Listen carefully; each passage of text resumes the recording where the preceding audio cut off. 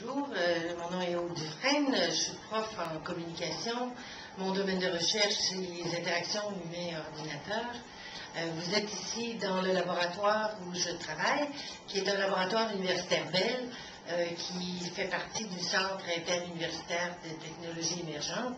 Je travaille en collaboration aussi, évidemment, avec la MATI, parce qu'une bonne partie des interactions qu'on a étudiées et qu'on étudie encore, c'est les interactions dans un contexte d'apprentissage. Les technologies, par exemple l'apprentissage en sciences avec des simulations ou l'apprentissage à distance, on a fait aussi beaucoup de recherches. Actuellement, on vient de recevoir une belle subvention, une importante subvention de CRSNG pour la recherche-développement en collaboration avec l'entreprise. La recherche se fait en collaboration avec Bell Canada d'une part, pour des recherches sur le e-commerce, et aussi avec l'Agence spatiale pour l'analyse des interactions dans le contexte de simulations complexes, c'est-à-dire les astronautes, par exemple, qui utilisent une simulation du bras canadien, ou les astronautes qui doivent apprendre et pratiquer, en fait, à contrôler des véhicules tout-terrain sur une planète étrangère, à contrôler, en fait, les différents dispositifs qui font partie des voyages dans l'espace. Donc, c'est un projet extrêmement intéressant. On est extrêmement excités de faire cette recherche. Pour faire l'analyse, en fait, des interactions, ce qui est particulier, c'est qu'on utilise différents appareils de mesure, le suivi oculaire, d'une part, savoir ce que les gens regardent, d'autre part, le suivi physiologique, pour savoir quelle est leur réaction au niveau du GFR, le détecteur de mensonges. Donc, est-ce qu'ils sont stressés? Est-ce que leur respiration s'accélère? Est-ce que leur pouls change? Donc, le suivi physiologique. Et puis aussi, un nouvel appareil qu'on vient d'acheter qui permet de reconnaître les expressions dans le visage. Par exemple, si vous essayez de voir est-ce que la personne est fâchée, est-ce qu'elle sourit, est-ce qu'elle est... donc, différentes émotions qui peuvent être reconnues à partir d'une analyse des expressions faciales.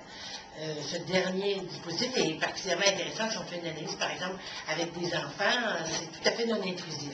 Puis même le suivi oculaire aussi, c'est pas dérangeant pour les usagers. Je présente François Courtemanche, qui est étudiant au doctorat avec moi et qui travaille sur le projet de l'Agence spatiale. En fait, il commence à travailler sur le projet de l'Agence spatiale. Il s'intéresse en particulier à analyser les structures d'action. Qu'est-ce que l'opérateur est en train de faire à un moment donné? Mais il utilise toutes les inputs du suivi oculaire et des autres paramètres pour analyser la situation. Alors, on va vous montrer, par exemple, la simulation qui est utilisée pour contrôler un véhicule sur une planète étrangère. Il y a tout plein de contrôles dans votre écran que la personne qui pilote doit pouvoir contrôler, savoir ce qui se passe, choisir. Donc, on peut savoir si la personne, par exemple, n'a pas réussi à éviter une montagne, c'est parce qu'à quelque part, il aurait dû regarder tel contrôle qui lui annonçait sur la carte, ou bien tel paramètre du fait qu'il n'avait plus d'essence, ou des choses comme ça. Donc, on peut suivre la manipulation de l'opérateur avec les paramètres de suivi oculaire. La recherche de Féti Guerdelli, qui n'est pas là aujourd'hui malheureusement, mais qui porte sur l'apprentissage de la physique quantique. Alors, on a un simulateur, l'apprenant peut utiliser l'environnement qui fonctionne sur le web, soit dans le cadre de son cours, soit à distance, pour explorer, il y a la matière qu'il doit avoir lue, mais il y a aussi la simulation qu'il doit manipuler pour essayer de comprendre comment fonctionnent les différents paramètres. Alors on lui donne un problème, on voit comment il essaie de le résoudre avec la simulation, et puis en fait on peut analyser ensuite avec les données qui ont été enregistrées, quels sont les défauts finalement dans sa manière de naviguer dans l'environnement de simulation. Alors par exemple, on voit qu'est-ce que l'apprenant regardait pendant qu'il exécutait la tâche. Alors évidemment, il n'y avait pas à ce moment-là un problème très précis, mais on voit quels sont les contrôles du simulateur sur lequel il se concentre, le fait qu'il regarde l'effet, le fait qu'il regarde la batterie, il essaie de comprendre à quoi elle sert, on voit que ça lui a pris du temps. Donc le fait de passer un tas de situations plus long va montrer que la personne a de la difficulté, par exemple.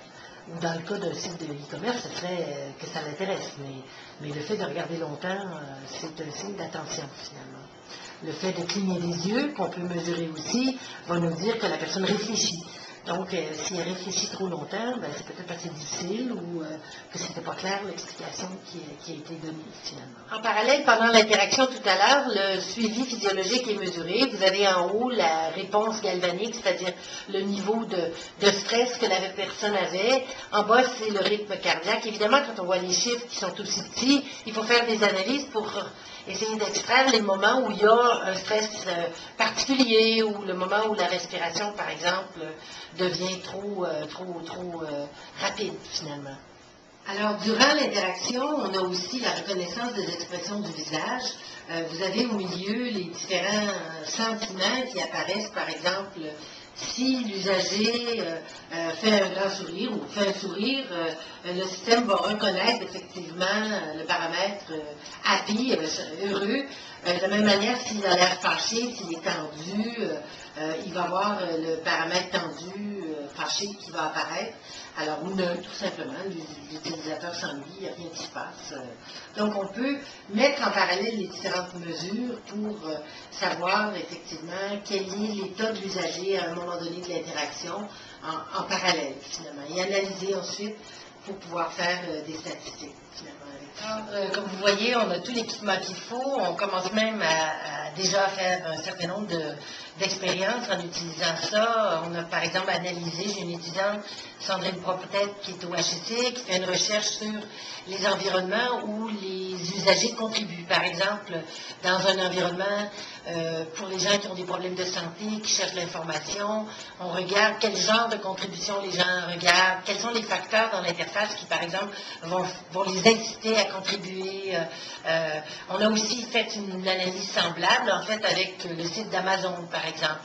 Est-ce que les gens utilisent les étoiles pour choisir effectivement les livres dont ils vont regarder la description?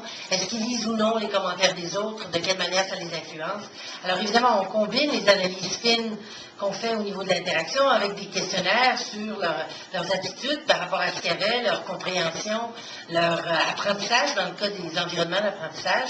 Et puis l'idée, c'est qu'effectivement, éventuellement, pour, par exemple, les environnements d'apprentissage, pouvoir donner à l'apprenant un bon feedback sur les choses qu'il devrait faire davantage, pour l'inciter à regarder les éléments qu'il n'a pas regardés, pour lui donner des conseils à ce niveau-là, et puis éventuellement pour, dans le cas d'autres applications interactives, d'autres sites web, pouvoir corriger, suggérer des choses qui pourraient améliorer l'interaction des gens et rendre le contact avec le système plus efficace, en fait. Il ne s'agit pas de persuader les gens, au contraire, il faut leur fournir un système à l'intérieur duquel ils sont à l'aise pour interagir, à l'intérieur duquel ils sont efficaces, finalement. Donc, c'est important de faire des analyses fines comme celle-là pour pouvoir effectivement améliorer les systèmes pour que les gens soient plus efficaces avec, finalement, ou qu'ils apprennent mieux avec.